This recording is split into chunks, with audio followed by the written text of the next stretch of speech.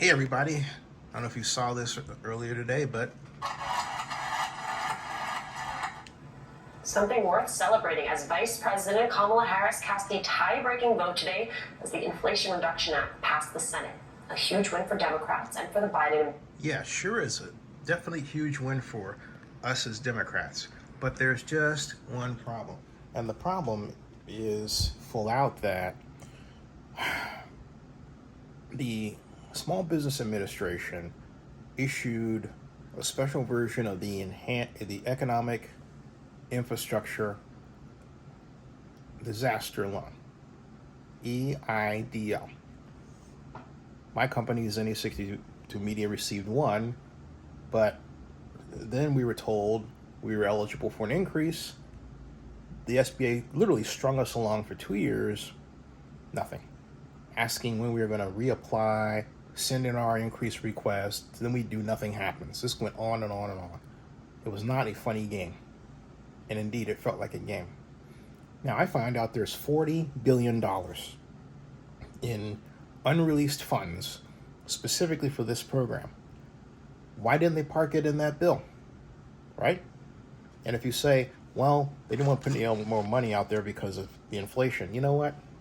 This is not inflation in the normal sense of the word, because we've had many examples of people not only getting laid off, but being out of the workforce. And do you realize that the labor force participation rate, the number of people who are recordingly working, in other words, working in such a way where you can record that they're working and you know that they're part of the employment roles, is only roughly 62% of the entire population. And that's a weighted average, because if you check for a number of states, particularly most of these southern states and southwestern states, the labor force participation rate is around, or in one case below, 50%.